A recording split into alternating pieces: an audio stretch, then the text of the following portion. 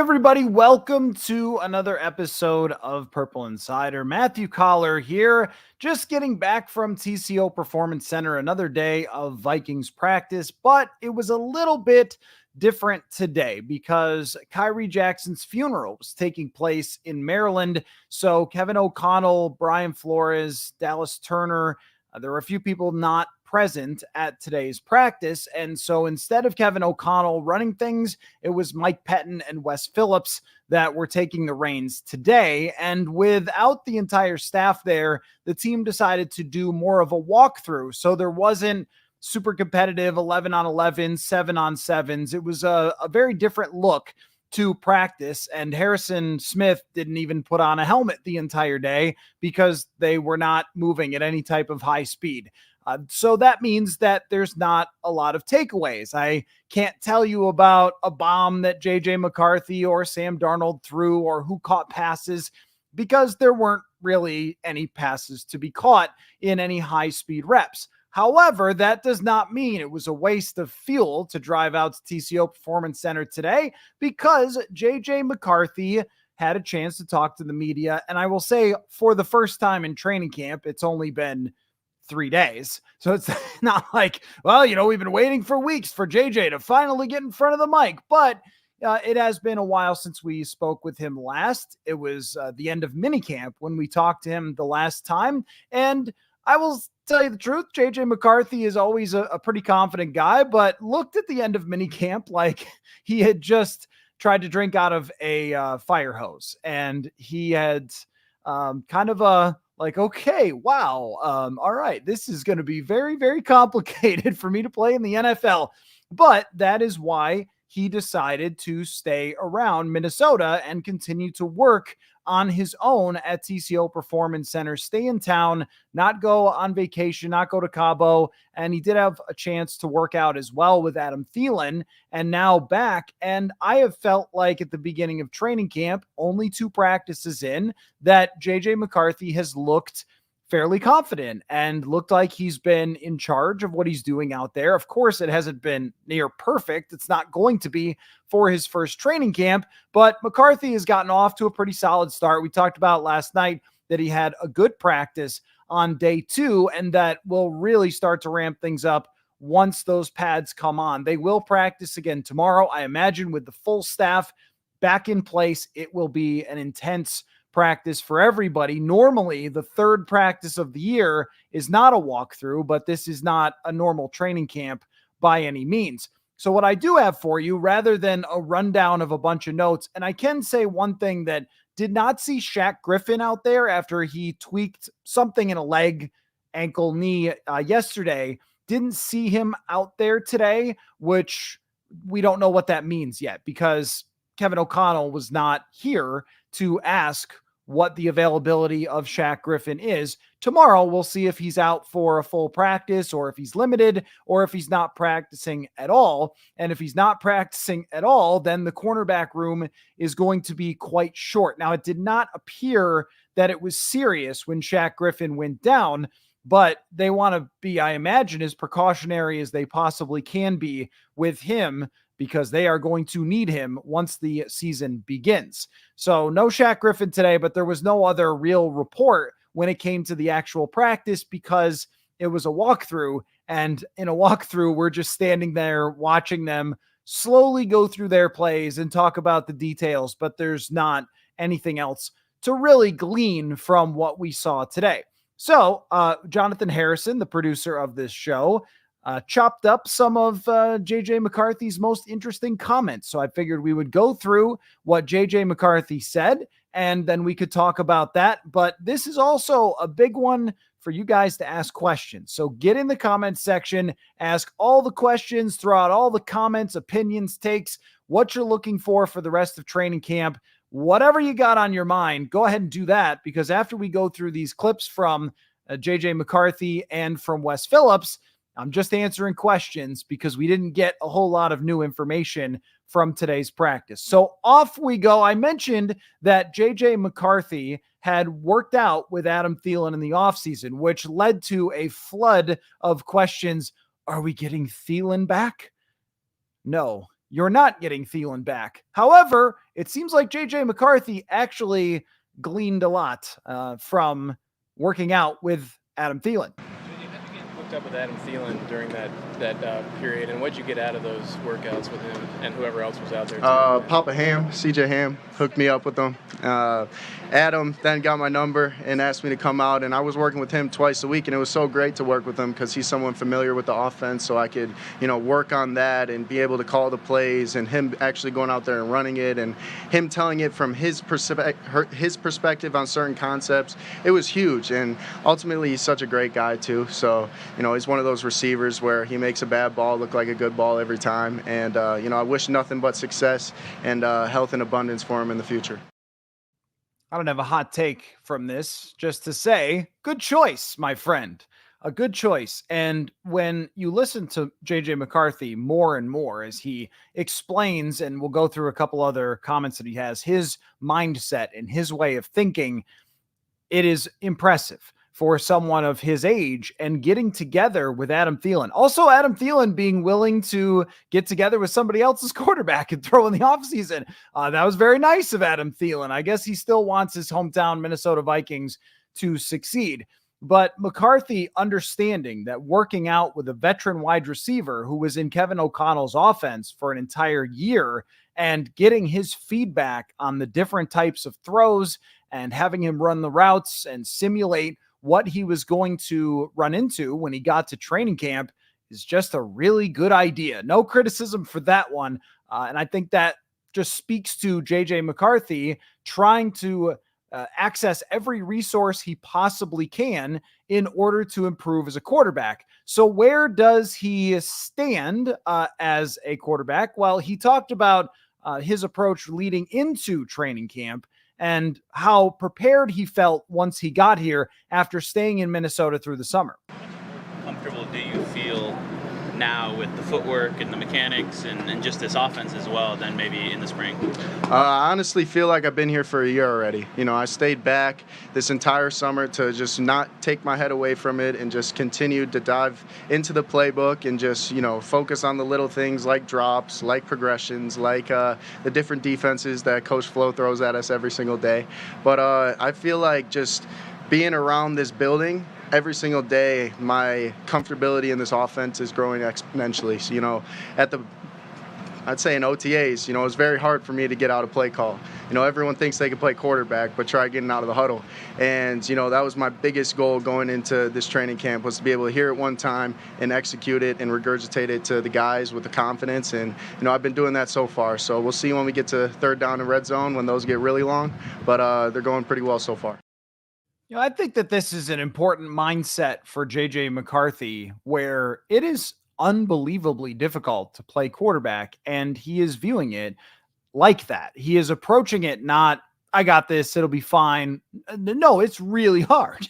It's really hard to learn all this offense, especially as a rookie, and he has taken the steps the best that he can in order to try to do that, which included staying around for the summer. It included working out with Adam Thielen. But every time we hear him talk, the gravity of the situation is always something that comes up of, you're a rookie. It's very tough. There's so much to learn. There's a lot of pressure, but every day trying to take another step to improve. There have been many other players who have come through, and a lot of them have not succeeded, where their mindset is, oh, we did this in college, I'm fine.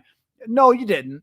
There's nothing like this in college. It's not the same way. And Wes Phillips even talked about that a little today, that the level of detail, the caliber of things that you have to know is 50 times more than what it is in college, just because this is the pros and this is your only job. So you have to know so much more. And McCarthy is never flippant about that. He always seems to be very serious about that and want to talk about, here's how I'm getting from point A to point B, but also it can be intimidating when you get in and there's so much that you don't know. It can be intimidating for young players, and they can feel like they're very much in over their head, especially at the quarterback position, when they're trying to learn all this stuff and they have the pressure of being a first-round pick. And the way that he seems to balance it between, I understand how much I have to do, but I'm not overwhelmed by it. There's a confidence to what he's saying, but also knowing what he doesn't know. That's a very important skill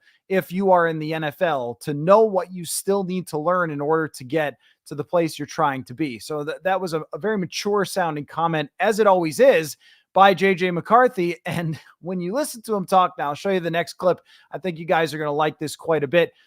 You fully understand why people went into rooms with JJ McCarthy and came out feeling like they would be comfortable in drafting him with a first round pick and making him the franchise quarterback, despite the fact that he did not have insane numbers in college and he wasn't throwing 700 passes last year for Michigan for 5,000 yards.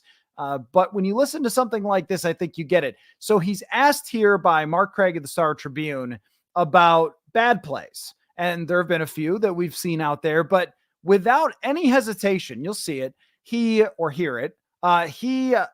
immediately recalls a play in his head in practice that he didn't like the result of, even though it was a complete pass, which can be why it's a little hard from the sideline. We see the results, but we don't know that he kind of misread something or didn't throw it exactly the way that he wanted to. So here he explains that. Wes talked about the key being bouncing back from the downs, and I know it's only been 3 practices, but what's maybe a down moment you had here that you came back from?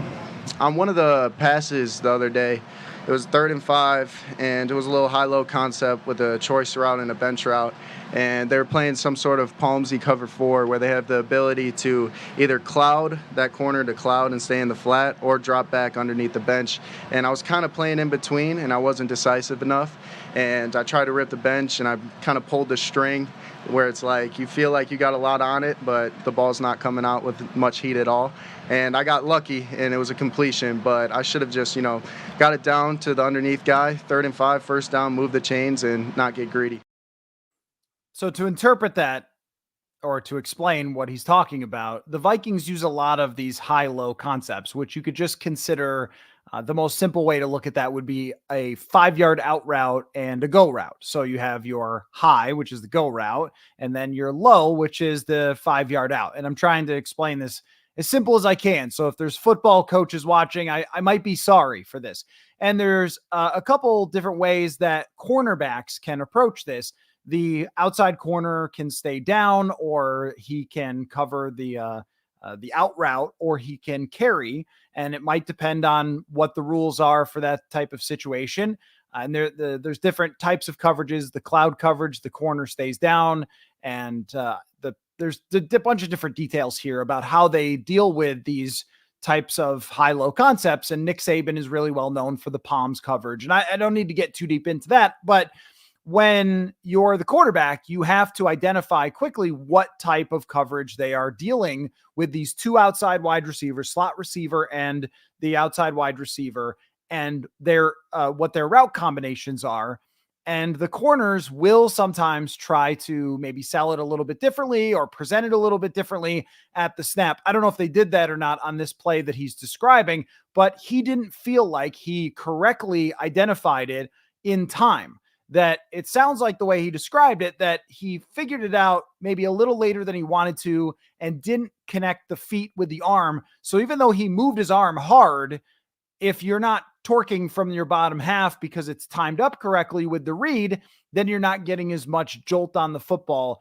And this is very specific and very detailed, and it didn't take him any time at all to have this play. I mean, this was not a question he would have prepped for in the meeting with the PR group of what the media was likely to ask him. And yet it was right there.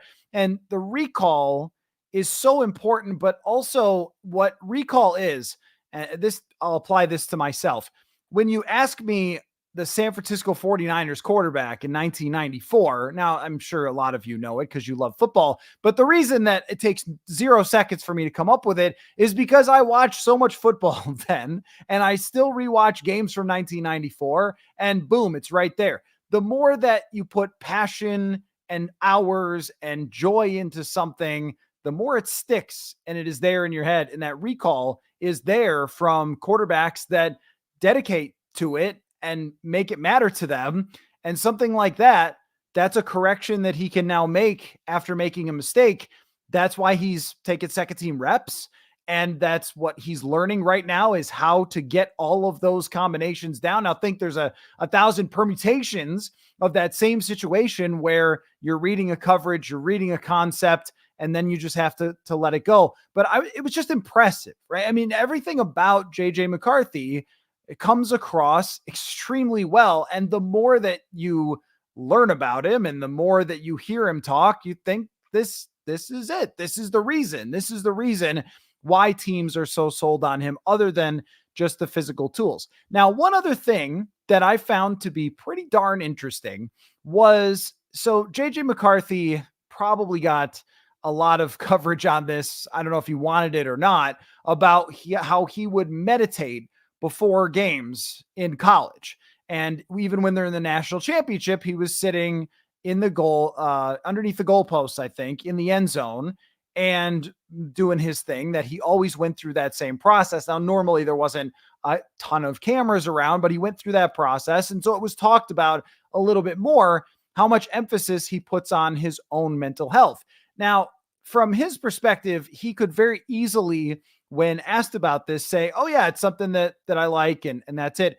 But instead today, he went into more detail about where that came from, and was open even about something that he had gone through during high school. And I found that to be quite interesting. What got you into meditation? So my senior year at IMG Academy, it was during COVID, I went through a period of depression, and, I just was in a really dark spot. I had a blessed upbringing, never really knew what depression and anxiety was all about. And, going through that alone and being isolated at a boarding school, I didn't have, too many resources to help me out with mental health. And I started looking up things to help promote better mental health. And meditation was the first thing that popped up. And I started learning about it, studying it, researching it. And I never really got anywhere until I started practicing it. And then once I started doing it over a period of time, I started experiencing the benefits. And then, I'll have a period of 1 week where I don't do it, and then I experience the, how I feel without it. And now I just, won't go a day without doing it. So it's a really interesting answer and a window into the mindset of JJ McCarthy, that he went looking for a solution. How can I make this better for myself?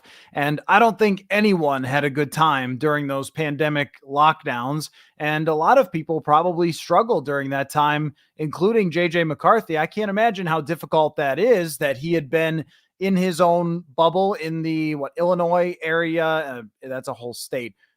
Chicago area. I forget exactly where his high school was that he moved from to IMG, and he had won a state championship, and everything had gone well. And then the whole world is flipped on its head. And we are talking about someone at the time who's 16 into 17 years old and finds a way to work through this, and has carried over that type of thing to help him during difficult moments. And where most football players, I think this has changed a lot recently, but most in the past probably would kind of blow that off, wouldn't want to talk a whole heck of a lot about it. You don't want to come across as, yeah, well, that one time I struggled. There's very few people who want to talk about that, and impressive that he was willing to do it. But also the other part is that the NFL brings about a lot of mental strain. That's an understatement, a ton.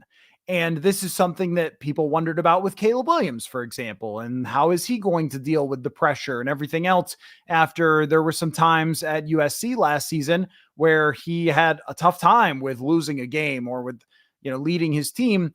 And with JJ McCarthy, the fact that he is thinking about this being important as well to him, what works for me, what gets me in the best mental space. Well, a lot of what derails players in the NFL is the adversity and not being able to mentally deal with it. Every single one of these comments, you just, again, kind of come back to this. This is somebody who really cares about looking for answers to all the problems that could potentially befall him, whether it's not knowing the offense, or whether it's the mental strain of playing in the NFL, or just going through life, and has found solutions that work for him. I think that's a really good way to approach the quarterback position. As far as another perspective on JJ McCarthy, got two more clips, and continue to throw your questions into the comment section, and I will jump right on those after we're done talking about this. But Wes Phillips had two things that really stood out to me. One of them was talking about JJ McCarthy's mechanics, because this is a big subject with McCarthy. We still see a little bit of the, is the touch quite there? A little bit of the, is the timing quite there? He is getting them out of the huddle, getting them lined up, and has, looked fairly comfortable when it comes to running the offense so far in these first couple of very light days in comparison to what's on the way.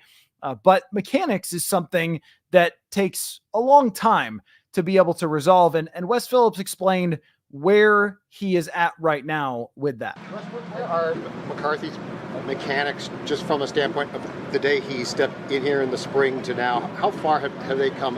He talked about it at one point more, I think you did, in shotgun, putting his left foot forward instead of the feet being the same. Like, just from a mechanical standpoint, how far has he come, or how happy are you with his mechanics? He's come a really long way. A lot of it is when you change something, it's not necessarily that it looked bad or he wasn't doing it right. It's the comfort level. It's not thinking about it anymore. Doing it enough times, and some of that work that he put in over the summer, you can tell there's just a comfort level with some of the things we're asking him to do, not just with footwork, about where his eyes are and the acceptance of the snap, about getting a hip open to his left potentially on certain reads, throwing off a plant, throwing off a hitch on certain concepts. So there's a lot of little details that he's much more comfortable with.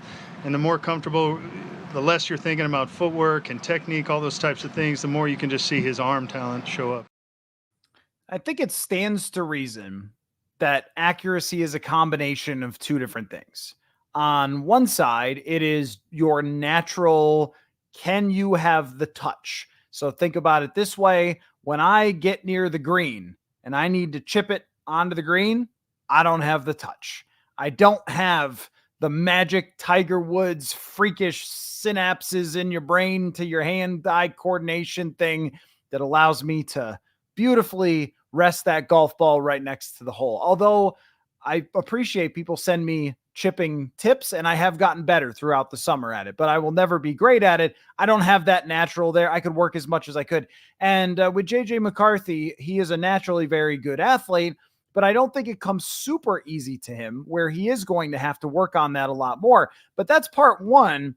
Part two is, if you time it right, you can look very accurate because the plays work. And so if you throw it to the right spot at the right time with the right footwork, it's going to look like you threw a brilliant pass that was Joe Montana dead-eye, but a lot of Joe Montana's accuracy was hitting the right footwork. And I was watching this old video on YouTube of Bill Walsh teaching how the footwork worked for the quarterback. And Joe Montana's just perfectly, young Joe Montana. How old is this show? Dropping back, hitting the back foot, throwing it. It was really, honestly, pretty cool to watch because he was the GOAT at it, along with someone like Drew Brees. But all those details can make you look pretty accurate. And I've thought that with Jared Goff, for example, I don't think Jared Goff has the exact ideal perfect touch, perfect spin on the football, but he's got great timing and he understands every detail of his offense, and that's why he's able to succeed. So that's the part with JJ McCarthy as we go along in the summer. If he starts to look more accurate, it's probably because those things are coming along. It also could be the explanation for him not looking as accurate as maybe he's capable of being during minicamp. All right, one last one. Wes Phillips admitted that it's not easy or as easy to figure out how the reps are going to be divvied up as when, say, Kirk Cousins was the quarterback, because then he got all the reps because he was the quarterback, and that was an easy choice. But in this case, there is at least somewhat of a quarterback competition going on, but there is twofold. One quarterback that is starting at this moment and another quarterback that needs every rep to develop. And if you add up at practice, now I've mentioned that McCarthy is taking the number 2 reps, but if you add them up for how often each quarterback has been out there, it's not a humongous difference between Sam Darnold and JJ McCarthy. What used to happen with Kirk Cousins is he would take the 1 reps and the 2 reps, and then whatever was left went to Jaren Hall. But in this case, the 1 reps are going to Darnold, then the 2s are going to McCarthy. So they are working in and out, in and out. And often they have the ones versus twos on either side of the ball.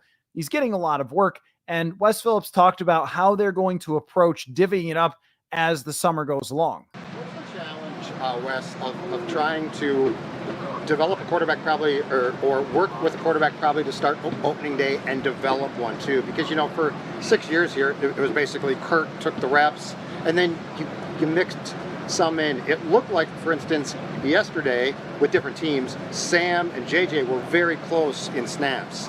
So, what's that challenge from a coaching standpoint of trying to split things up to do right by both people? It can be a challenge, in the situation we're in, where you want to give a young guy some opportunities to grow. He's got to make some mistakes. He's got to have some opportunities to go in there and play with live bullets, per se. So it is a little bit of a challenge, but we have a plan. We talk through every day, what are the reps going to look like, even when is Nick going to get in there, when can we get Jaron a couple reps. They are limited, as you know, but they're going to get more limited, obviously, when we get into game week, those types of things. So now's the time to try to make sure we can also, from our evaluation process, get a chance to get him out there and actually see him. So far, it has been pretty close as far as rep allocation, but who's going with twos, who's going with ones, it's not as important right now. We want to get both guys some of those reps throughout camp, but obviously Sam's starting it off. Yeah, that's probably the easiest way that we will figure out what they think of JJ McCarthy's summer, is that trying to identify each pass and whether they threw it to the right place can be challenging because we don't know the exact assignments. But if JJ McCarthy starts getting first team reps, then we sound the alarms of the quarterback competition. By the way, Wes Phillips looks like a 1994 left-handed reliever who is 39 years old and has been throwing 86 miles an hour for 14 years for a half an inning to get out the big lefty or something, doesn't he? Feel free to drop in the comments what Wes Phillips looks like he does for a job. But I was thinking a Paul Ossenmacher type. Since I already referenced Steve Young and Joe Montana, why not? Just throw that out there as well. Okay, so there's the rundown of everything that JJ McCarthy and Wes Phillips had to say. We'll do that a little more often from the press conferences, talk about those in detail when the time is necessary. So real quick, we will prove that this show has actual sponsors, and then I will get to your comments. So leave questions, comments on anything that you heard from JJ McCarthy and Wes Phillips in the comments section. Well, I first tell you about US Cellular. US Cellular, notice the way we use our phones has gotten ironic. We try to put our phones down for dinner, but the menu is on a QR code. That is ironic. We hit like on social posts that we don't actually like. Ironic. Which is why US Cellular created Us Mode to help us reconnect with each other and use our phones less, ironically. A phone company wanting people to use their phones less, that is ironic. Let's find us again with Us Mode from US Cellular. Visit uscellular.com/built-for-us to get started. Also, folks, later in August, I'll get back from Cleveland, and then in late August, I'm going out to Circa for a couple days again in Las Vegas. Here is why. Let me suggest a quick trip to Vegas to stop into Circa, because the Circa Millions and Circa Survivor contests are back. For the Circa Million, you pick 5 teams against the spread every week, and the winner takes home $1 million. The Survivor contest is legendary. You pick one team straight up to win every week. If you go 20-0 or you're the last person standing, then you can bring in huge prize money. Last year, 4 winners split $9.2 million, $2.3 million to each winner. It costs $1,000 to enter, but if you win, you become a millionaire. You have to register in Nevada, so it's Circa Las Vegas, Henderson, or Reno, or you have to do this before the season starts. That's kind of obvious, right? September 7th is the last day that you can enter. For more information, go to circalasvegas.com. Now, I expect to click on the comments. A knuckleballer. Totally agree. Totally agree. Wes Phillips looks like a 46-year-old knuckleball pitcher from 1999. That's good. I like that. Edwin says Vikings are way overdue for a quarterback they drafted to become a franchise championship caliber player. Yeah, that is correct. I mean, they've been trying so many times over the years and knees kept getting in the way. I mean, Teddy Bridgewater had a lot of the same exact vibes of JJ McCarthy. They remind me of each other quite a bit. A guy who is more mature than you would think someone at his age should be, that people just gravitate to, that put in the work, that have a passion for football. I mean, these two are similar. And you go back to Dante Culpepper. Well, there's some similarity, some difference. The similarity was that Dante Culpepper sat for a year behind Jeff George and Randall Cunningham in 1999 and then didn't play until 2000. I imagine during that 99 season, people were saying, oh man, we really could have used that Javon Curse. We didn't need that Culpepper. Let's get defense. Well, and then they did great with Culpepper in a couple of the seasons. And then there were some down years. But I think that as they had come into the Wilf ownership and grown the roster, and they were on their way with Culpepper had he not gotten injured, because they had some good teams, even just a few years after Culpepper got hurt in 2005. But as drafted quarterbacks go, yeah, I skipped over Christian Ponder because that just didn't work out at all. Those are the only ones. I mean, we can't really count Kellen Mond. That failed before it even started. Tavares Jackson was another guy that maybe in a different time and a different age, if he played now, that he would have had more success than when quarterbacks running with the ball was not as, I don't know, should I say acceptable or utilized or whatever you want to say, that quarterbacks were still being asked to kind of be in a box in when Tavares Jackson was around, and he turned out to not be the starting quarterback they looked for. So here you are. Your quarterback draft history is pretty light. You're not like the Jets or the Bears who've been trying and keep failing. There just hasn't been all that many opportunities for the Vikings to have a quarterback this young like JJ McCarthy. And even from my own perspective, going from, let's see, Teddy Bridgewater very briefly, but Sam Bradford, a veteran, Case Keenum, a veteran, Sean Hill, veteran, and then here comes Kirk Cousins. I've only really covered here very experienced quarterbacks in the past.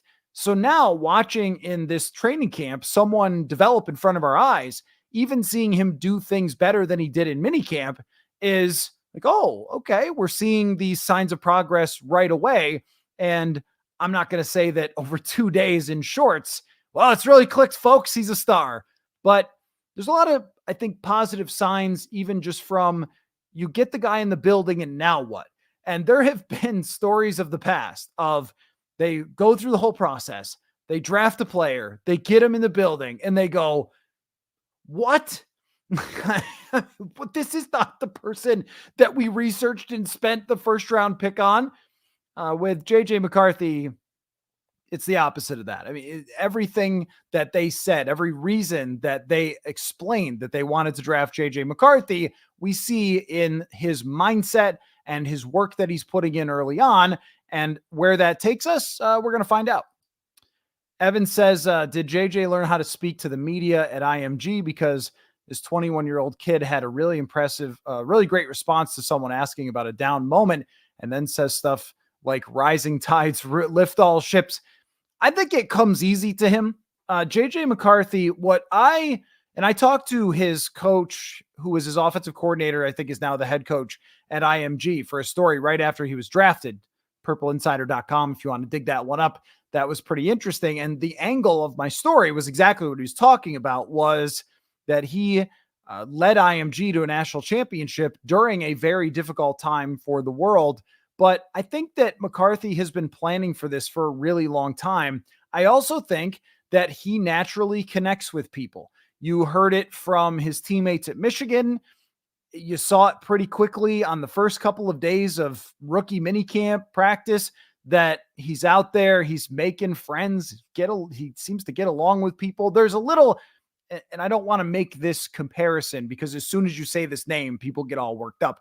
But in his personality, it's sort of Mahomes-like, as somebody that just seems very personable, very naturally personable. There is not some sort of plan that comes across, or these lines that he wrote down and he's trying to be a certain thing in front of the podium. It seems very natural, because even when he gets questions that he didn't expect, he doesn't seem to have any trouble with them. I think he just communicates really well. And that's kind of how Kevin O'Connell is, honestly. They have, I think, similar personalities in that way. So let's see here. James says, can you please expand on who is actually taking reps on what teams? I think that with a walkthrough that can give us some insight. Yeah, sure. So I guess I can, let me make sure. Let's see. Can I do this off the dome? Can I do this without looking at the roster at all? The first team, let me think. Let me see. Can I be like JJ McCarthy? Can I just recall on this? So first team offensive line is Darisaw, Blake Brandel, who's taken all the reps at left guard, Bradbury, Ingram, and Brian O'Neill. The wide receivers are Justin Jefferson and Jordan Addison, and wide receiver 3 has been a split between Brandon Powell and Jalen Naylor, but there has been a shade of Tristan Jackson. They like Tristan Jackson. They've liked him for years. He just hasn't gotten many opportunities, and he tends to be one of those guys that shines every year in camp, but we get to the season, he got in a little bit, had a chance to maybe catch a touchdown from Josh Dobbs, didn't quite get it. But once again, no surprise, the guy knows the offense, so he's been working in a tad there. Aaron Jones and Ty Chandler have been the top running backs. And then when you go to the defensive side, Jonathan Bullard, Harrison Phillips, and Jerry Tillery are the defensive tackles / defensive ends of the 3-4. A lot of base that we've seen out there so far with the 3-4. The edge rushers, Grenard, Van Ginkel on the defense's left side.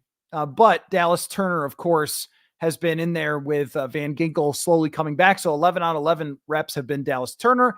Linebackers, Blake Cashman, Ivan Pace Jr. The cornerbacks, you all know, a beleaguered group. Right now, depends on the grouping, but Byron Murphy and Shaq Griffin. With Byron Murphy, he moves inside sometimes into Caleb Evans on the outside. And after that, Andrew Booth Jr., Jalen Williams, etc. after that. And then the safeties, Metellus, Bynum, Harrison Smith. So there's your entire starting group. Second and third team is not as clear. People mix in and out. But if you have somebody you're curious about specifically, you can assume that anyone I didn't mention has not been with the first team. So there's your entire first team group. How about that? I don't think I stumbled. I think I got them all. I don't think I stumbled over any positions there. Flick says, incredible decision from McCarthy. I hope that he keeps his energy and momentum throughout his career and never gets satisfied. Yeah, the energy of JJ McCarthy, it just stands out. It really does. He gets to the podium, and before that, he's joking around with Wes Phillips. He just has always done that. Even when he got to the podium, I think as a rookie, right after he was drafted, had a small conversation with somebody on the side. He's always talking to people. That's his superpower in part, is that he really seems to be a personable person who understands what it's going to take to get from point A to point B and is willing to chunk that off incrementally and try to check off boxes of what he needs to improve to try to get there. None of this guarantees anything. You can have the best attitude in the entire world and throw too many picks, and then you're on the bench. But as far as players that I've seen come in as 21-year-old players or younger, there are not that many that have this level of maturity and preparedness to take on something like this. And if he continues to grow throughout the offseason, then he might be ready week 1, or it might just be better to play Sam Darnold and let him get the feel for the NFL and play it by ear from there. How many games do you win? How does it go? But if they get to the end of training camp and feel like he's not far away and then get off to a bit of a rough start, you can go to him pretty quickly if they feel like he's completely ready to start, because he has taken this mature approach. But if they also look at it as it's great that he's taken this tact of trying to succeed, but he's still got a ways to go to master all those details, then they can just continue to play Sam Darnold. They have options here to be able to manage this in multiple different ways, depending on the way it plays out. And I think what you hear from Wes Phillips is We come on every night and talk about, oh, I don't know what's going to happen. Could it be this? Could it be that? They don't know what's going to happen. They don't know how far JJ McCarthy is going to make it by the end of training camp. They don't know how good Sam Darnold is going to continue to look through training camp. They don't know what McCarthy's going to look like in the preseason or in those joint practices. And everybody's kind of finding out together. And that's why it's malleable with these reps in practice. And that's what we're going to be looking closely at to get the feedback, because that's the most obvious and clear. Okay, this is what the coaching staff thinks based on those reps. But feel free to ask about anything. Anybody wants to, continue to throw questions in the comments. I'll try to get through. What usually happens is I go until I get to the bottom. So if you asked a question, a few minutes ago, I'm working my way through them. So stay patient, but I'll answer all of them that make any sense to me. Alex says, how secure is Kwesi's job if the team gets off to a horrendous start due to the brutal schedule, the lack of quality depth on the roster, and draft record? The draft record we'll see, because the draft record depends a lot on two fellas that were drafted this year, right? Jordan Addison, despite the off-field problems, is a big hit. And also Mekhi Blackmon, I felt, was a pretty big hit. And we're waiting on answers on Ed Ingram, Ty Chandler, even potentially Andrew Booth Jr. Point being that the answer with Kwesi adofo-mensah of how good of a GM is he, or how well has he competitively rebuilt, in my opinion, they checked off all the boxes that they needed to check this offseason for me to feel like they completed the competitive rebuild. And now this is a transition season, and 2025 is when real expectations begin. That doesn't mean that you could be horrendous, as you said, and you shouldn't be, because they spent a lot of money to keep these players and sign these players, but maybe a little more grace when you're dealing with a quarterback situation such as this one. I don't think that the Wilfs would see this team play 4 games, and they've been more patient than this in the past when it was win now. In 2020, for example, where they let them keep the team together, even last year, where the Wilfs didn't tell them to just sell off Danielle Hunter, and they probably should have, but they didn't do it then. They believed that they could get back into it. I imagine they are feeling like this team should be competitive. This team should be in the playoff race. It shouldn't go the way that you're describing it, but if it does go 1-4, 2-6, they're not just going to go, all right, get out of here, you general manager, and not give Kwesi adofo-mensah time to see his quarterback pick through, his edge rusher pick through, or how about even the cap space that they have. They set up this timeline at the beginning of the era, and the only thing that would make this come apart completely is if there was dysfunction. That is what would get in the way. The organization from the outside has not come across as dysfunctional. In fact, when you have your megastar left tackle, which I could get into a little bit, but I was going to talk with, didn't get to record with Alec Lewis today. We're going to do that tomorrow from TCO Performance Center, talk a little about the details of that Darisaw contract. But when you have players like Justin Jefferson and Christian Darisaw who are signing up to stay with you long-term, it also doesn't scream toxic, right? It doesn't scream dysfunction. It screams functional. Is everything about this, with Kevin O'Connell getting the high grades from the NFLPA. And then even as you see them work their way through a tragedy from a coaching perspective, Brian Flores is here. He's one of the best defensive minds in the NFL. This organization is not running like it's out of a train, out of control, ready to crash.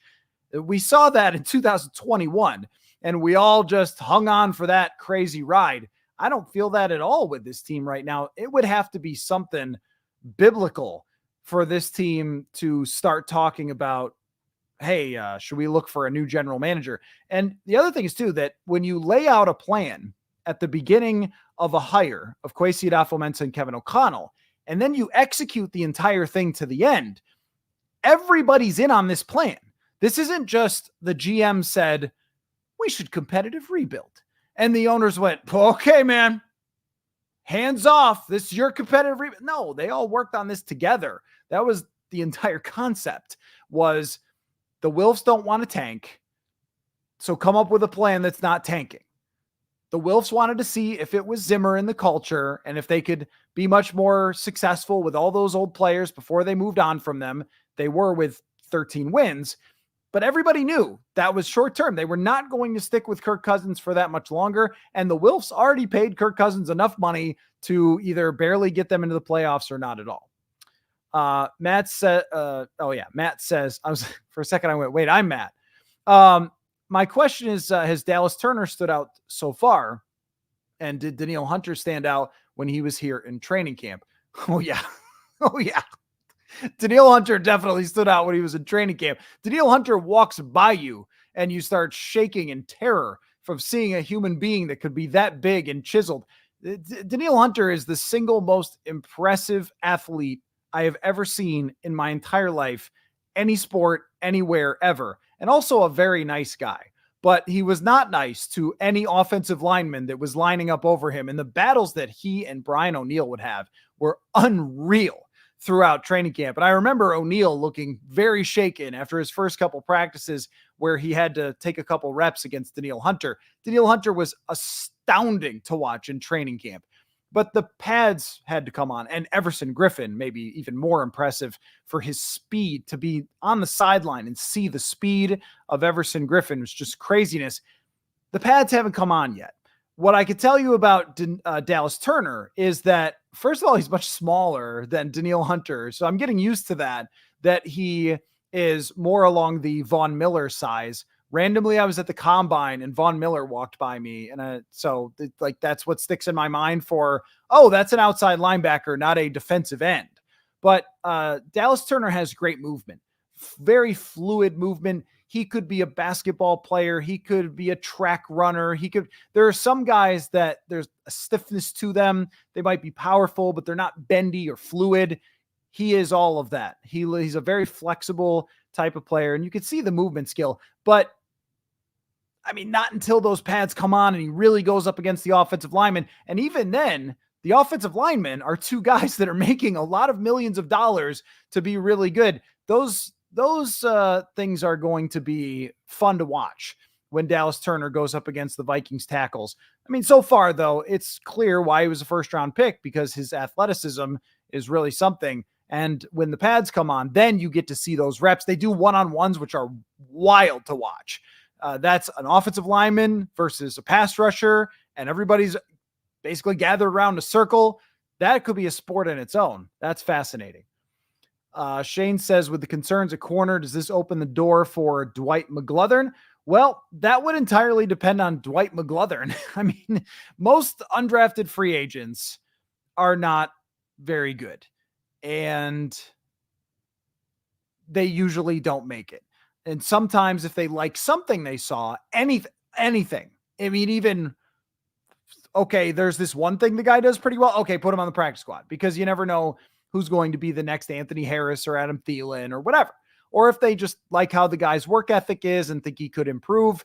But with someone like Dwight McGlothern, there's been 50 Dwight McGlotherns who have come through and we never see them get off the third team. If he starts taking any reps with the second group or consistent reps with the second group, I have not taken note of where he's been so far. When the pads are on is always the most important, because these reps against the corners can't do anything when they don't have their pads. It's awesome to see the highlight reel throws, but the corners, they can't play physical at all. They just have to run next to the guy, and they don't really even want to make too much of an effort to make a play on the ball. You don't want the guys get tangled. So when the pads come on, that's when we'll find out. Maybe they do feel somewhat confident in McGlothern, and that's why they wouldn't go out and get someone else. If they like him, that would be a huge find for them. Another huge find, UDFA. These things progress throughout the summer. If they like him and if he shines, then he could be someone who does become a backup player for this year. I also wouldn't be shocked if they still consider looking at the free agent market and bringing somebody else in, because it's hard to rely on an undrafted free agent until they really prove it to you. Monkster says, do you know which players and coaches went to the funeral service? I do. I either got an email or a text with that answer. Maybe it was a text. So let me Let me check on that. Mike Pettin was the one that was running practice. So it was definitely, okay, I do have the list here. It was Kevin O'Connell, Kwesi Adofo-Mensah, Brian Flores, Matt Daniels, Durante Jones, the defensive backs coach, Dallas Turner, Taki Tayamani. I mean, he's a defensive tackle that went to Oregon, so he would have been his teammate. And Jashawn Jones. Jashawn Jones is from Maryland, and those two would have known each other very closely. So a couple players who were close to Kyrie Jackson and the Vikings brass and the defensive backs coach were the ones that went to his funeral, but that's not going to be the end of it. His family is going to come out to Minnesota in a couple of weeks, I believe, and they're going to meet with all of his teammates and speak with them, and they're going to do everything they can to show the family that they're there for them. And the way that they've handled this, not that I expected anything less, but it, I think, really speaks to the head coach. And we're going to have criticisms for the head coach. On the Jordan Addison thing, I certainly did. And his trick plays haven't been good, and maybe punts or something, all those things. But what we've seen in a situation like this, with a tragedy that the team needs a lot of leadership and a lot of empathy, and they need to see their head coach caring deeply about what happened here. And for him to leave a training camp practice to go to the funeral and to go with the defensive coordinator, the general manager, and just leave a walkthrough practice kind of behind, I think it really sends a message of how much Kevin O'Connell cares for his players.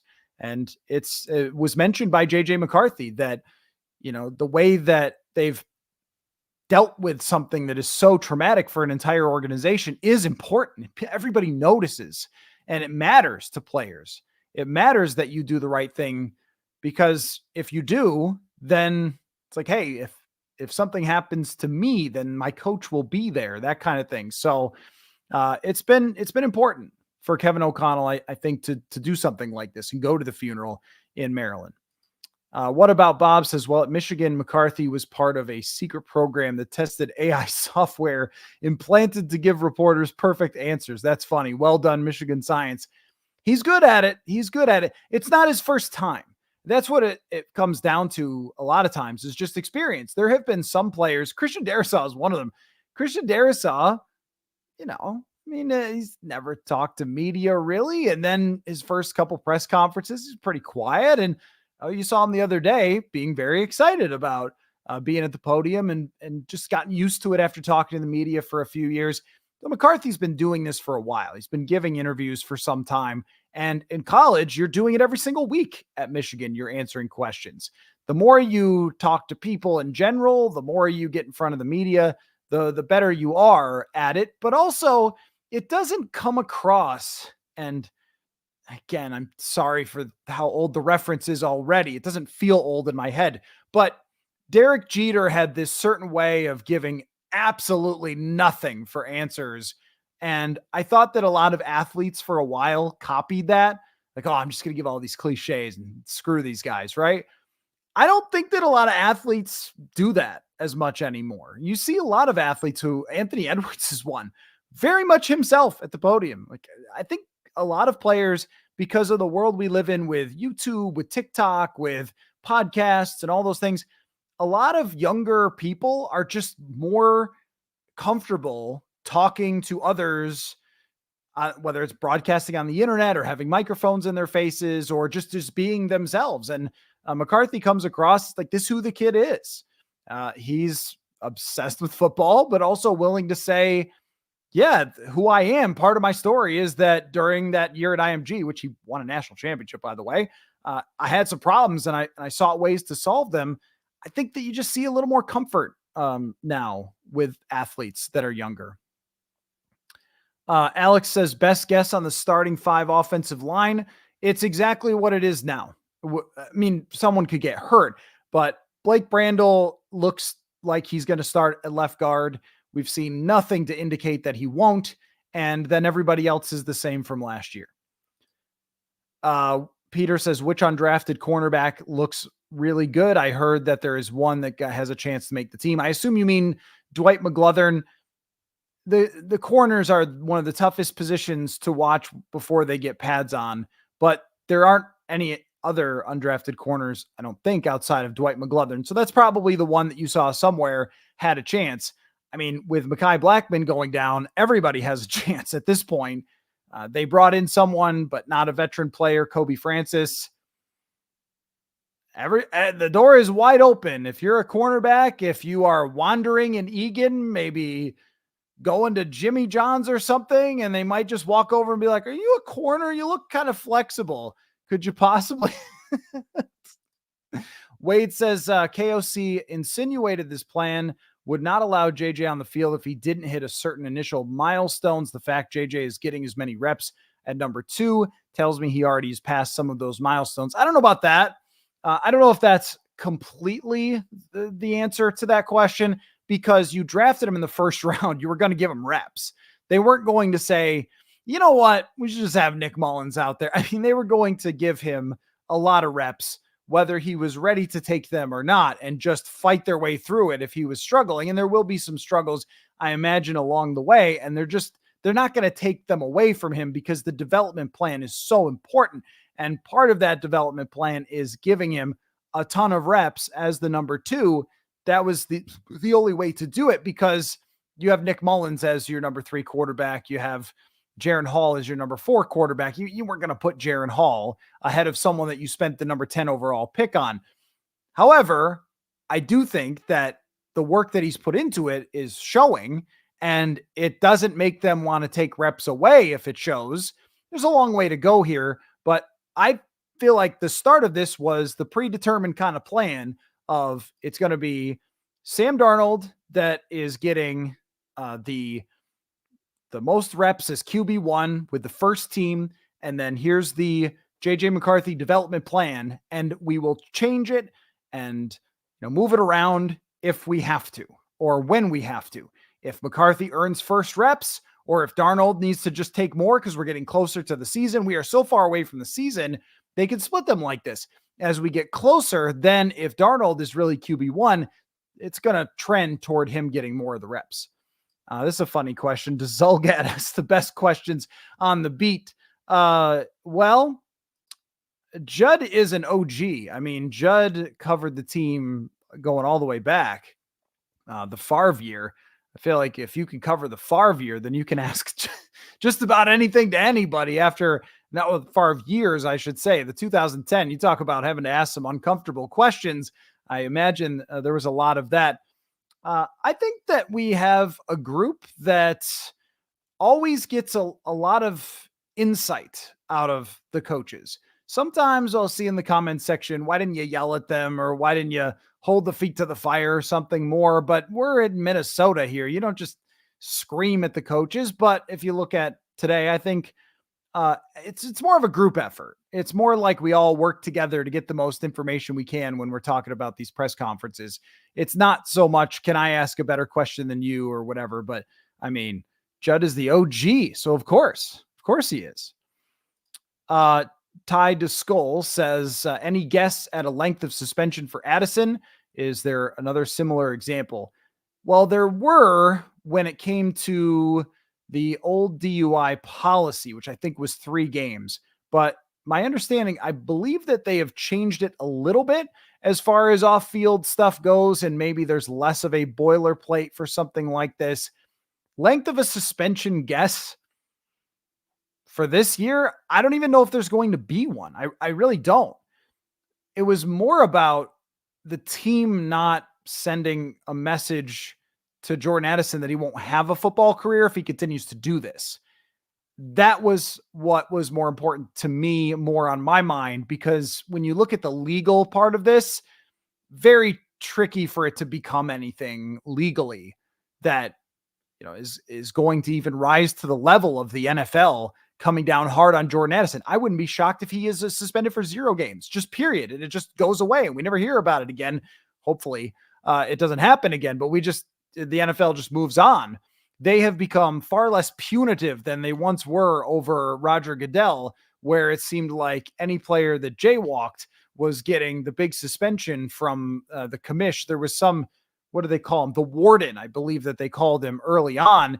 He hasn't been called that in years. It seems like they've backed off trying to litigate everything that happens off the field. If this turns into a conviction, I guess, I'm bad with the legal terms, someone's going to have to help me here, then it's very possible it becomes a 3-game suspension. When that would actually happen, that is completely up in the air. I've seen these incidents end up a year out. It happened, and then it went through the legal process, and then the next year they did something, or they just said, you know what, everybody forgot about it. Why don't we move on? So my expectation isn't a huge suspension for Jordan Addison from the NFL. It's more the idea is to prevent it from happening in the future and wrap our arms around him. I hope so, but I don't know. That is not a strategy that worked last time. Aaron says, do you think the Vikings are most likely to look for cornerback depth from cutdown day casualties? Seems like this particular front office has found some good depth in that way. I was thinking about who was the guy that they signed, Tremaine Brock. That was who in 2017. When they signed him in 2017, I remember some people saying that, oh, they got Tremaine Brock to take Trey Waynes' job. It was like, buddy, they're not picking up some guy who's been cut by another team on the last day to take a starter's job unless you are in big trouble. And Trey Waynes turned out to be very good that year, and Tremaine Brock basically did not play. It's very, very hard to get cut and then come to another team and start or be a difference maker. But I do think that the answer would be yes, that might be their approach, because David Questenberry is a good example of a guy that when the Vikings picked him up, we went, okay, he's been around, I guess it's fine. And then David Questenberry had to play in some big games because they got people hurt. And that is an important role, is that swing tackle. It might be an important role from cornerback depth. Do teams cut cornerbacks who are in good shape? Now, with offensive linemen, sometimes they do cut a guy who is competing for a starting job because they'd prefer to keep some development player behind that guy. Jesse Davis is a good example. The Vikings had him. They decided, you know what, let him go get a starting job somewhere else. We're going to keep another younger player. Does that happen as much with corners? They're so hard to find. There's so few of them. But I think that the overall answer to your question is probably yes. If they don't like what's on the market now, or a player like Stephon Gilmore is not going to sign with the Vikings because he's looking more to championship chase, then it would track that they would look for cornerback depth from someone who gets released from another team. Maybe a veteran gets beat out by a younger player and a team says, all right, go look for another job, and the Vikings can pick someone up. I would not be surprised at all if that does end up being their approach. And then instead of signing somebody now, they let this play out, let the guys get a ton of reps, and then go from there. I do think that they need somebody. They definitely need somebody that is more than Kobe Francis, who, has only played a little tiny bit of special teams in the NFL. Brian says, what are you looking for in practice tomorrow? What's the pink? Yeah, anybody ever watch Pinky and the Brain? You know that show, Pinky and the Brain? Pinky. If you haven't, then you think I've lost my mind. What happens every time in the show is one of them says to the other, oh yeah. So Pinky says to the Brain, what are we going to do tomorrow? And he says the same thing. What are we going to do tonight? And he says the same thing we do every night. We try to take over the world. And then the one mouse always tries to have some crazy plot and it goes wrong for taking over the world. Anyway, that's me with training camp. What are we looking for in practice? The same thing we looked for yesterday, Pinky. We're looking at the quarterbacks and how they progress and how they perform. We're looking at wide receiver 3. We're looking for any sort of lineup changes. We're looking for outstanding performances. We're listening for anything coaching wise that can give us any type of insight. But this training camp is, let's call it, uncomplicated. It is 2 quarterbacks that everyone is very interested in, and I am watching. And sometimes you guys will ask, like, little warning, you guys will ask, well, how's this guy look? And I might not have been paying as much attention to a left guard or defensive tackle because we're watching these quarterbacks so closely. I'll try my best.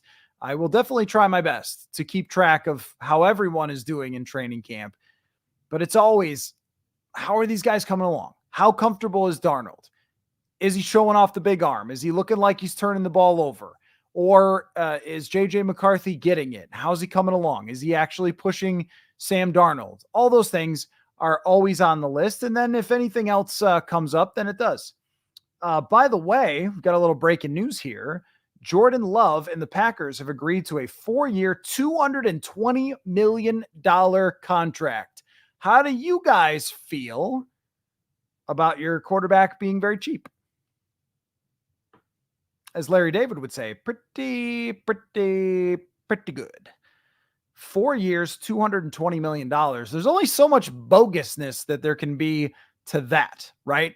When you're paying $220 million, there's only so much you could spread it out, only so many couch cushions that you can hide all the cap space in when it reaches that type of dollar figure. And well, the Green Bay Packers do have a young team, as was mentioned on every single broadcast last year.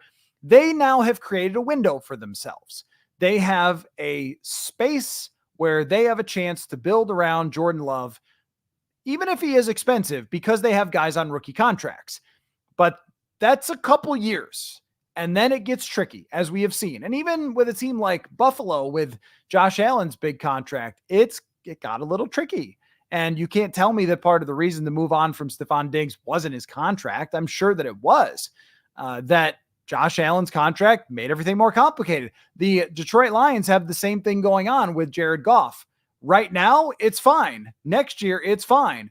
After that, when Aiden Hutchinson has to get paid, Sewell, St. Brown, Goff's, cap hits go up. That's when it will become a lot more tricky for a team like the Detroit Lions to add to their roster or to keep all their star talent. That will eventually happen to the Packers. It's not going to happen today, and it's not going to happen next year, but now there's a little more of a defined, you better do it in the next few years, or that could be difficult unless he becomes Mahomes, and then, nothing matters. But even Mahomes had to take a little more flexible of a contract. This is not taking less, $220 million for a half a season of being a great quarterback. And the other half, I thought he was maybe serviceable. And if he does the same thing, that gives them a chance to win a lot of games. But that's a lot of money. Highest paid quarterback on a per year basis, Jordan Love. You think the NFL needs quarterbacks? Nobody can play this. It is so hard to play quarterback that's the type of money you get if you're Jordan Love when you are not even really, truly, completely proven, even if I have annoyed Vikings fans this offseason by thinking that he's pretty good. So there you go. Jordan Love, very expensive as expected. And you know what? They got it signed. Again, they were going through the same thing in Green Bay and everywhere else, where if someone hasn't signed their contract yet, it's like moth to flame. Must talk about what if he never signs and they have to trade him. No, you don't. You really don't. This was always going to happen. That will be something to really watch, how they manage the rest of that roster around that cap hit and how good he really becomes. Because my prediction on Jordan Love is that he's going to be the same quarterback, not way better. He's not going to play 17 games like he did the last 8, that he's going to have 8 great games, a couple of average games, a couple of down games, because he is pretty reckless with the ball. And at times, I don't mean all the time. He didn't throw a million interceptions, didn't have a super high turnover worthy play rate. He's aggressive. I should say he's aggressive, not as much reckless, but he is aggressive.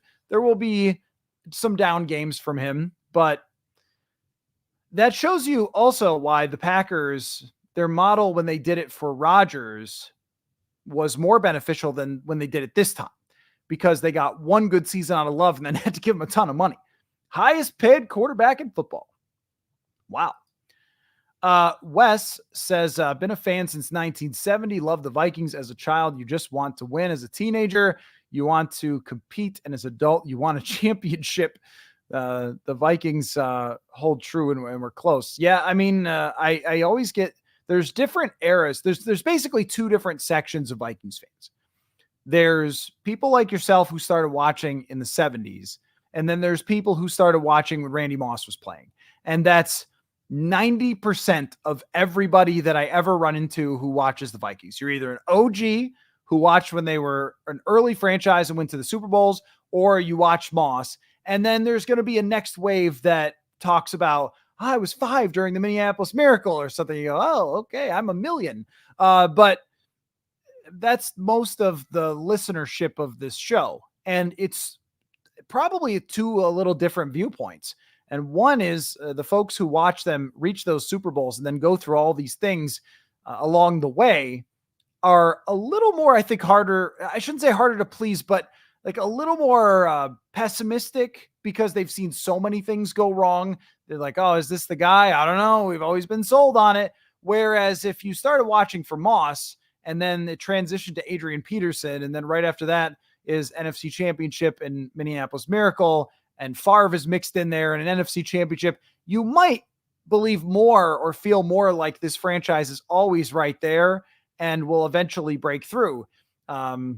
There is a difference between the two sections of fans that have been noticeable. Sklintpack, sorry if I'm saying that wrong, says, I think Kwesi learns from his mistakes. I'm impressed with him. I think we're in good hands. It's, some teams probably have a general manager that is the czar, and he's the guy, and he's the roster is his, and he tells the coach how it's going to be, and the coach works for him, and that's life. This is more of a combination or even a trio with the Wilfs. I never used to factor the Wilfs into any discussion. They would never really get brought up on the show. It was Spielman, and it was Zimmer. It was Rick's moves. It was Mike's everything.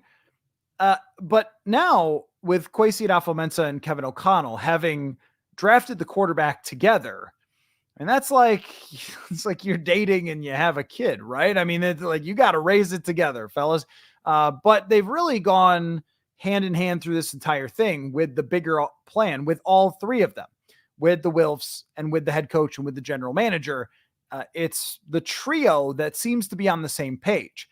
Now, if at some point it becomes not on the same page, then the opinion will change. As of this moment, it feels more like 2014 when Zimmer was brought in, where Zimmer, Spielman, and ownership were all on the same page of how they needed to get through being as horrendous as they were under Les in 2013. How do we get out of that and back into relevancy? And they all had the same vision. It was to build around Zimmer's defenses. And they did, and they put all the money and the draft capital and everything except for the one quarterback draft pick. They put a lot of investment into the defense. They built a great defense, and it worked pretty quickly, and there was trust there. And then when they signed Cousins, it was not thematic to what they had decided on in 2014. It was to not have the expensive offensive side and cobble together on defense, or barely hang on for dear life with the defensive players that you have and not have depth and all that. That's where it changed, is when they did something that was a little out of the ordinary for what they had planned to be their identity. And with this, it was always to compete, to create a player-friendly environment, to start that at first, and then take down major parts of the roster, draft the quarterback, spend in free agency. That's the timeline, and that's where we're at. And then next year, it's very clear. McCarthy is starting. Free agent dollars are getting spent like crazy. So we will have this plan right in front of us play out through 2025. And then we'll see what happens as we go forward after that. So you can see, so that's the way I look at it, is it's not just about one person making all the decisions. It's kind of about this entire triumvirate of power with the Vikings. I was going to mention, how funny is drafting, by the way? The 2020 draft, every quarterback was good. Tua signed today as well. Jordan Love, Herbert signed, Burrow signed, Jalen Hurts signed. Everybody signed. The very next draft, 2021, everyone's a bust except for Trevor Lawrence. Can never figure it out, but you got to draft if you want to win. Wayne says, is joint practices against Cleveland. I believe that week will answer a lot of questions in a big hurry. Yes, the joint practices are in Cleveland in the middle of August. I haven't booked my travel yet. I don't remember. I think it's the 14th and 15th are the 2 days. I will be there. Hopefully I can get the hotel with the good internet so we can do the same sort of live streams from there as well. And we'll do podcasts with, I know some people from Cleveland. We'll get some Cleveland people on. We'll, do this kind of thing from there. But I completely agree with you that it will solidify what we think. That's probably it. It will solidify what we think. If we think that, okay, Darnold's got it locked in, he's QB1 by that point. If they go and then suddenly JJ McCarthy's taking a lot of reps, then, okay, this is big news. This is very different. But if Darnold continues to play QB1, then it locks it in. That's it. That's exactly how it's going to go. It might confirm a lot of things. The starting offensive line, if they play Blake Brandel the whole time against Cleveland, that's your starting offensive line. This is your final dress rehearsal, is against that. We used to be able to figure out by the third preseason game of Mike Zimmer, because he would play the starters for the whole first half, which now seems kind of crazy that used to happen.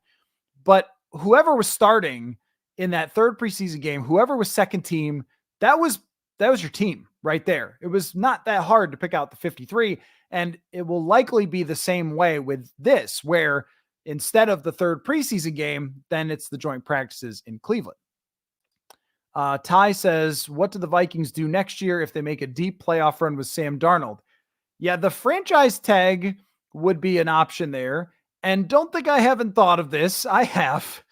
It could be one of those crazy things that if Sam Darnold throws, let's just put it out there, 32 touchdowns, 13 picks, 4,750 yards, quarterback rating of 98.6, and they win a divisional round playoff game. What's deep in the playoffs, by the way? Is that just one playoff win? So sometimes a team will win a playoff game and people will say, well, they're on a playoff run. I think it's got to be two to be a run. That's just a single win. So if they win but let's just say they win a playoff game, lose a heartbreaker, maybe a kicker misses in the divisional round, just saying it could happen. And then you come back and go, yeah, that's actually the kind of quarterback play that we drafted JJ McCarthy for. So now what do we do? With the Philadelphia Eagles, when Nick Foles did the thing, they just went back to Carson Wentz, but it seemed to hover over Carson Wentz at all times, that he wasn't the one that won the Super Bowl. If Darnold puts up those type of numbers, continuing to play him and franchise tagging him is an option, but you're still not going to be able to build that mega team that you're looking for. At the same time, we kind of saw this with Baker Mayfield. Do you actually, does anybody think that the Bucs are good or in a good position or like that idea?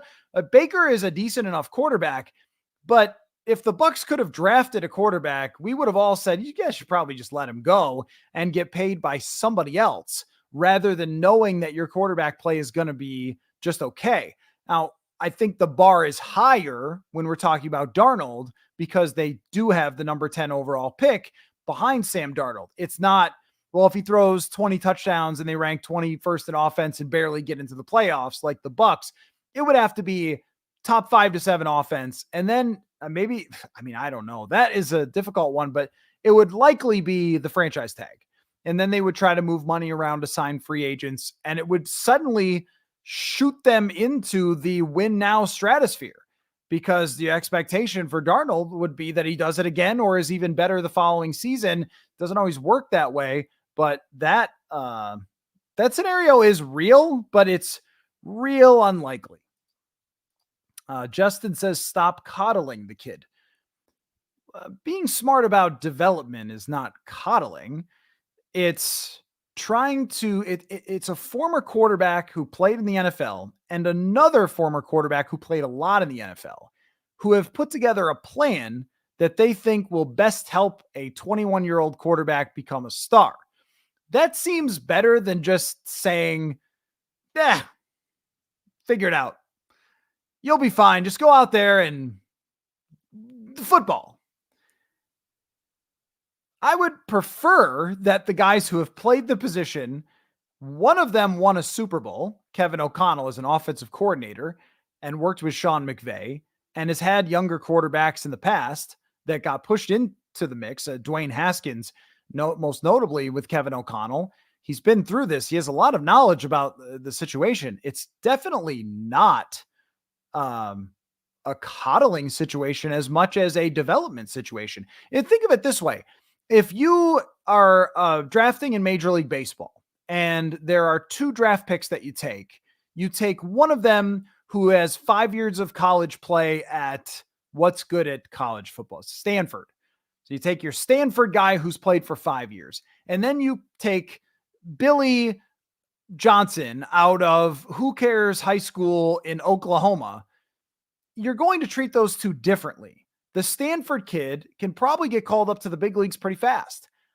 The Billy Johnson out of Oklahoma high school is going to need to go to the minor leagues. They're not coddling him by having him pitch for the Auburn Double Days, which was a real minor league team. They're developing him. They're bringing him along the path. So we could be impatient, but I don't think we could say that they're wrong for the way that they're going about this. In fact, I think that they are doing really, really well, actually. I mean, this is a smart approach. It's not panicked. The key to this approach is that it's not panicked. If you draft a quarterback to save your butt, then you panic and you got to force him in.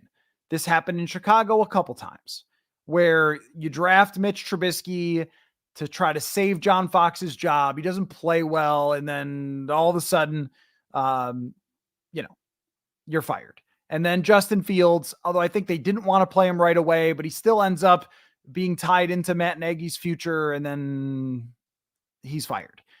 Those are bad situations that they're trying to resolve by drafting a quarterback. It doesn't usually work all that well. In this, it was a fine situation over the last 2 years, culture-wise, job security-wise, locker room, veteran players, and you can be more patient, and ownership, and being on the same page with ownership. You can be more patient. I think every person in the NFL, every single team, every single coach, every single GM, if you said, here's a new rule. When you draft a quarterback, you have 5-year job security unless you do something off the field that's bad. Every one of them would wait until like year 3 to play their quarterback. Every one of them, except for the Texans and CJ Stroud. But unless the guy is an absolute freak like CJ Stroud, every one of them would give plenty of time for that quarterback to develop. So the Vikings being in a position where they can do it is quite good.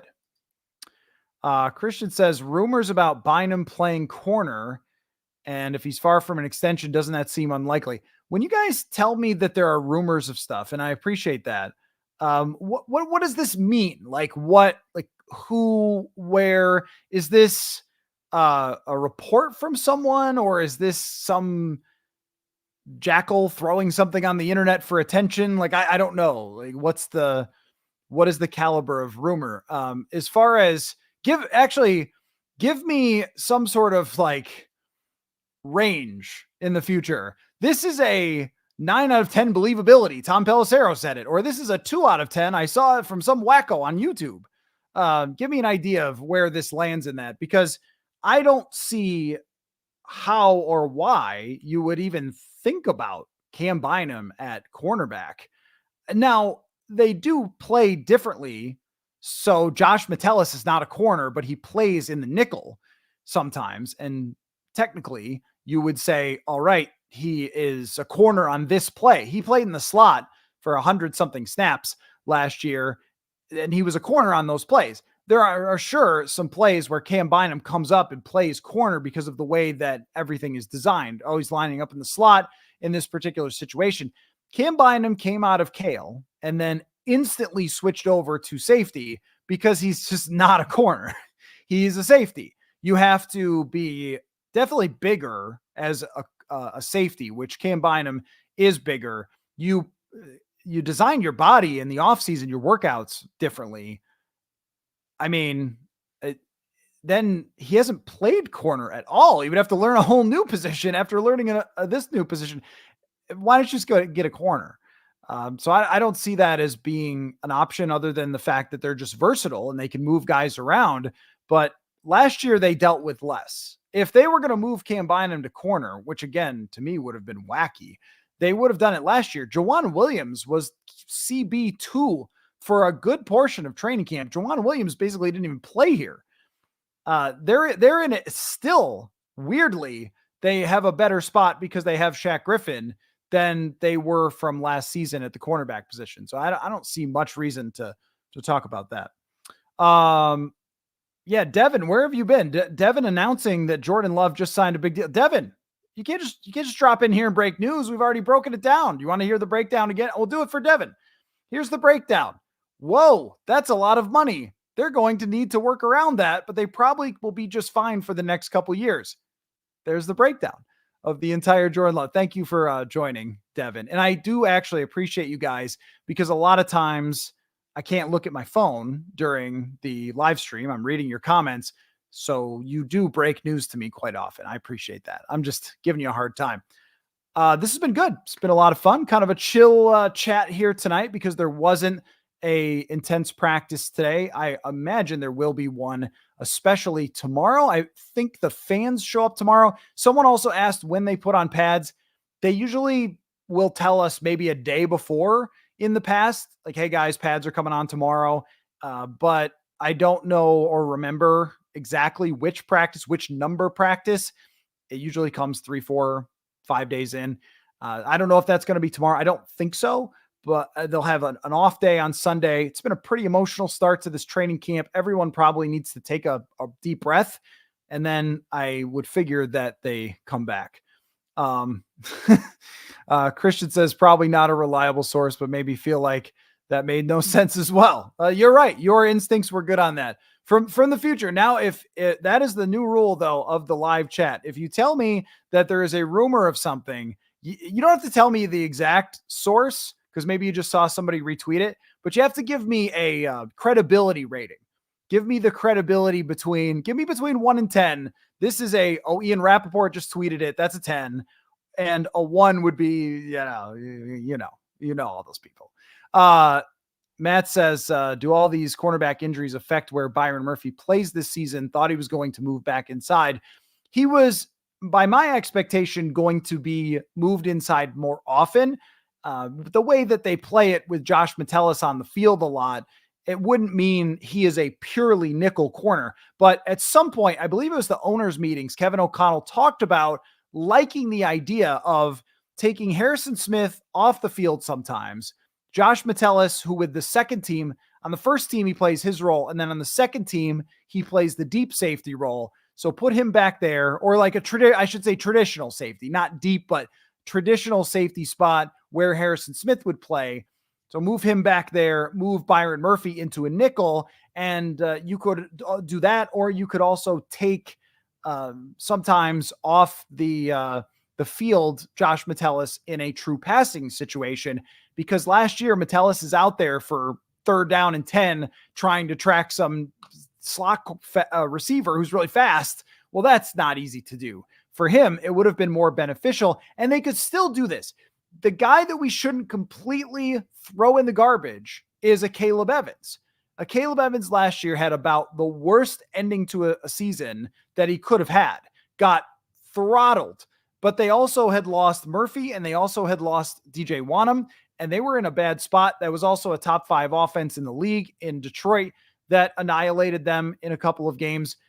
I'm not out entirely on a Caleb Evans. I was just higher on Mekhi Blackmon as the idea of being maybe a very good outside corner, whereas I think Evans has a ceiling. But they had a good defense last year with the Caleb Evans playing a lot, especially through the first 15 weeks. The situation is right now is, I mean, if they lose anybody else, then you're talking about Andrew Booth Jr., Jalen Williams. We mentioned Dwight McGlothern. I mean, you're going way down that depth chart at that point if they lose anyone. And I don't remember, there's not too many seasons that have happened. Maybe there was 17, maybe 18 where the corners stayed completely healthy. No, not 18, because they had to bring back Andrew Sendejo and start him in the slot in the playoff game. The corners get banged up all the time. This is funny. Oh gosh, says sources say we may need another corner. I'm sources credibility 4 out of 10. Well, you know what? your information is good. Your information is very good, that they could use another corner. So, all right. Great stuff, guys. Really enjoyed this as always. Hope you guys like the format of running through what JJ McCarthy had to say. We will do that a little more often. Jonathan was on vacation, so now he's back and he's hitting the grindstone and working behind the scenes very hard, as he always does for Purple Insider. We'll do more of that as we go forward, as we go through the notes. We'll get some clips from press conferences when necessary. That was really good. And your questions, as always, very fun. Tomorrow, another practice means another live stream, 7 o'clock as always. And then Sunday, take a rest. Take a little break on Sunday and then back to it, because Sunday there's no practice. But after every single practice in training camp, we live stream. Alec Lewis is going to be on the show. Kevin Seifert, Dane Mizutani, Will Regitz, big guest lineup for next week. Lots coming up. So thanks everybody for watching, and we will talk to you all again very soon. Football.